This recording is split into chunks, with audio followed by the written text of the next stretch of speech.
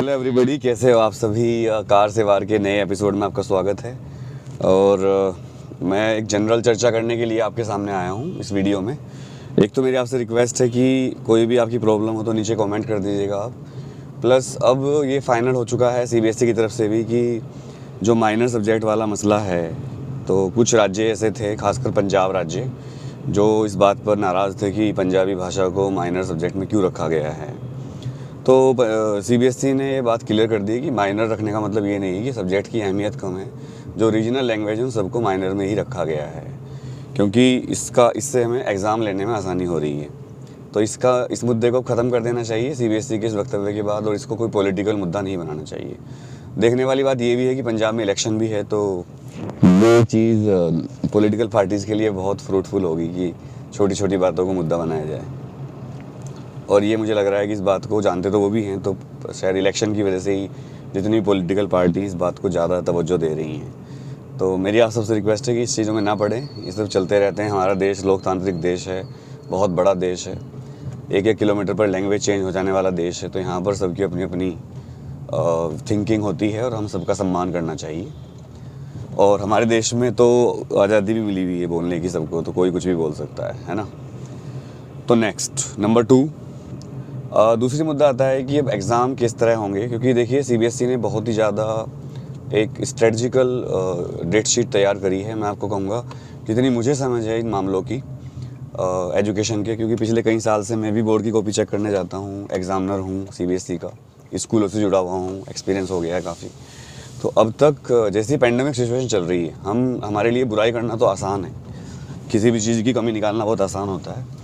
लेकिन आप खुद सोचिए कि इतने पैंडेमिक वाली सिचुएशन में 100 करोड़ वैक्सीन लगा दी है हमारे देश ने, जो कि मैं सारे हेल्थ वर्कर्स को, अपनी सरकार को बहुत बहुत कॉन्ग्रेचुलेशन कहना चाहूँगा। इतने बड़े देश में जहाँ पर टैक्स पेयर केवल 7% लोग हैं, उतने बड़े देश में 7% टैक्स पेयर लोग हैं सिर्फ, और 93% लोग टैक्स नहीं पे करते।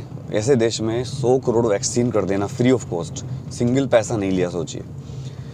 और उन लोगों को जो बीड़ी भी पीते हैं, शराब भी पीते हैं, बहुत से लोग गरीब लोग हैं वो, लेकिन फिर भी वैक्सीन सरकार ने फ्री दी है विदाउट एनी सिंगल रुपी।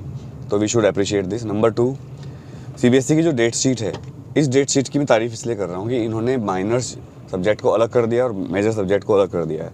तो माइनर सब्जेक्ट को अलग करने से क्या फ़ायदा हुआ कि ये सब्जेक्ट ऐसे सब्जेक्ट होते हैं जो हर स्कूल में नहीं पढ़ाए जाते, ना इनको सारे बच्चे लेते हैं, मतलब बहुत कम बच्चे इनको ऑप्ट करते हैं। और एक सब्जेक्ट को एक जगह ऑप्ट कर रखा है, एक सब्जेक्ट को एक जगह ऑप्ट कर रखा है, मतलब पूरे देश में अगर मिलाओगे तो एक माइनर सब्जेक्ट के कुछ 100 बच्चे मिलेंगे आपको। तो ऐसे में पूरे सेंटर को डिस्टर्ब करना इन सब्जेक्ट के लिए ठीक नहीं था।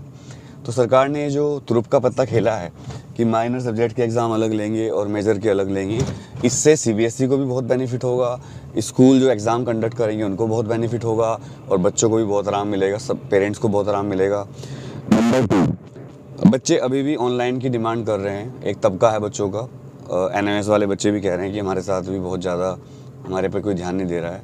तो मेरा सरकार से निवेदन है सीबीएसई से कि इस पर भी ध्यान दें। जो बच्चे अपनी प्रॉब्लम बताना चाह रहे हैं कि वो क्यों ऑनलाइन की वो कर रहे हैं, और कुछ बच्चे ऐसे भी कमेंट करते हैं कि ऑनलाइन जो डिमांड कर रहे हैं ये बच्चे पढ़ने वाले नहीं हैं। तो मेरी आप सबसे रिक्वेस्ट है कि इस तरह के कमेंट ना करें, किसी को भी आप ये मत बोलें पढ़ने वाला नहीं है।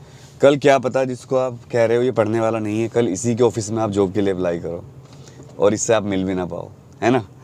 क्योंकि वक्त का कुछ पता नहीं होता दोस्तों। किसी के बारे में गलत कहने से पहले आपको कई बार सोचना चाहिए कि ये पढ़ने वाले नहीं हैं। सबका सब चीज़ों में इंटरेस्ट नहीं होता है ना। पहले मैं भी ये सोचता था, सिंस मैं भी एक टॉपर रहा हूँ, हमेशा गोल्ड मेडलिस्ट रहा हूँ, हर क्लास में टॉपर, गोल्ड जो होते नहीं ऑलराउंडर टाइप के बच्चे, वो था मैं, टीचरों का प्यारा, फ्रंट बेंचर। और बैक बेंचर बच्चों से मैं चिढ़ता था शुरू में, लेकिन जब मैं टीचर बना तब मुझे फील हुआ यार बैक बेंचर बच्चे जो होते हैं ना, ये आगे चलकर बहुत बड़े बड़े काम कर सकते हैं अगर इनको सही गाइडेंस दी जाए। तो किसी को भी कुछ मत कहिए, और अब देखते हैं सरकार अगर इस पर ध्यान देती है तो अच्छी बात है। वैसे तो सरकार के लिए ऑनलाइन एग्ज़ाम लेना फ़िलहाल असंभव सा लग रहा है। इवन आईसीएसई बोर्ड भी, जो पहले ऑनलाइन का ऑप्शन देने की बात कर रहा था, उसने भी अब डेट शीट को पहले पोस्टपोन किया और फिर बोला कि हम नहीं ले पाएंगे भैया, हमसे ना हो पाएगा। और उन्होंने 3 पॉइंट दिए हैं क्यों नहीं वो ले पाएंगे, उसके भी 3 पॉइंट दिए हैं। पहला पॉइंट कि नॉन अवेलेबिलिटी है गैजेट्स की, इंटरनेट की नॉन अवेलेबिलिटी है। दूसरा पॉइंट दिया उन्होंने कि हमें काफ़ी ज़्यादा दिक्कत आएगी कनेक्शन में और सारी चीज़ों में। बच्चों को हम इतने सारे गैजेट्स कहाँ से देंगे, है ना। गाड़ी चलाने में सबसे मुश्किल काम होता है गाड़ी को बैक करना, किसी भी ड्राइवर के लिए। तो अगर आप गाड़ी चलाना सीख रहे हो तो सबसे ज़्यादा ज़रूरी है कि आप गाड़ी को बैक करना सीख लें, और इस तरह सीख लें कि आप थोड़ा सा भी विदाउट एनी दिक्कत मेरी तरह गाड़ी को सीधी खड़ी कर दें बैक करके, थोड़ी जगह में ही। यहाँ जगह बहुत कम थी, यहाँ मैंने गाड़ी पीछे करी है, तो आप समझ सकते हैं। और वीडियो बनाते बनाते मतलब सोचिए, मुझे वर्ड भी बोलने हैं, दिमाग को कोऑर्डिनेट भी करना है, और ये जो टू टू बोल रही है ये सेंसर है गाड़ी का जो बताता है कि भैया पीछे ये ठुक सकती है। तो बस यही था। मेरी आपसे रिक्वेस्ट है आप सबसे कि चीज़ों को पॉजिटिव लें, डरे नहीं, पढ़ाई करते रहें, पढ़ाई करने से ही कुछ होगा। और अभी भी इतना वक्त है कि आप अभी से पढ़ के भी बहुत अच्छे स्कोर कर सकते हो, बहुत अच्छा मार्क्स ला सकते हो, और किसी की मजाक ना उड़ाइए। कुछ लोग होते हैं जिनको दूसरों की मजाक उड़ाने में मज़ा आता है, दूसरों की इमेज ख़राब करने में मज़ा आता है, लेकिन द लॉ ऑफ कर्म आपको पता होगा, ईश्वर सब देखता है, और वो तो नेचर भी है, सब कुछ है।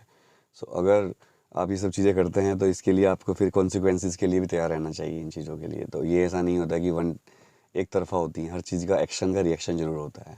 वो रिएक्शन चाहे आप करो या ईश्वर करे, आप करोगे तो ईश्वर नहीं करेगा, और आप छोड़ दोगे तो ईश्वर करेगा।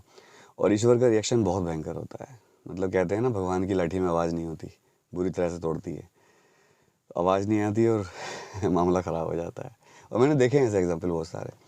सो आप मुझे कहते हो सर आप इतने हमेशा इतने खुश कैसे रहते हो, आप इतने एनर्जेटिक कैसे रहते हो? ये सब महादेव, ऊपर वाले श्री राम करते हैं, अल्लाह, जीसस, वाहिगुरु, जो भी आप मानते हो, ये सब वही करते हैं। जब आप अच्छा काम करते हो, आप पॉजिटिव उससे रहते हो, आप किसी के अच्छे के लिए कुछ कर रहे हो, तो समझ लो फिर एनर्जी कम नहीं पड़ेगी आपकी। तो फिर दूसरे लोगों को लगेगा कि यार ये क्या है भाई, तो कुछ लोग उसकी तारीफ़ करते हैं, कुछ लोग उसकी बुराई निकालने लगते हैं, फिर ये होता है हमेशा। तो मैं सबका सम्मान करता हूँ, हेटर्स का भी सम्मान करता हूँ, और प्यार करता हूँ उनको। सम्मान ना करूँ तो प्यार तो करता ही हूँ, क्योंकि सब ईश्वर की संतान है, सबके अंदर महादेव ही हैं। और सब खुश रहें, स्वस्थ रहें। एग्ज़ाम आ चुके हैं, तैयारी करिए इसकी, कोई निराश होने की बात नहीं है। बच्चों ने बहुत सारी प्रॉब्लम लिखी हैं, भैया डिस्ट्रैक्शन हो जाता है, ध्यान भटक जाता है, गर्लफ्रेंड की याद आती है, ब्रेकअप हो गया है, घर में फाइनेंशियल दिक्कत है, एक ही कमरा है, कैसे पढ़ें, मोबाइल फ़ोन नहीं है, डेटा नहीं है। कुछ बच्चों के मैंने रिचार्ज भी करवाए हैं। अब इसका मतलब ये नहीं कि आप सब थोड़ा सा हमारा भी रिचार्ज कर दो। मेरे पास एक लिमिटेड जो पैसे मैं कमाता हूँ, चाहे वो मुझे कहीं सैलरी आए या यूट्यूब से मुझे जो थोड़ा पैसे मिलते हैं, मैं कोशिश करता हूँ हेल्प करने की। तो कुछ बच्चों के मैंने करवाया रिचार्ज 100-150 रुपये के, लेकिन अब तो मैं यही कहूँगा कि कभी भी लाइफ में निराश मत होइए। किसी की हेल्प करने से कभी आपका पूरा नहीं पटेगा, काम करने से पटेगा।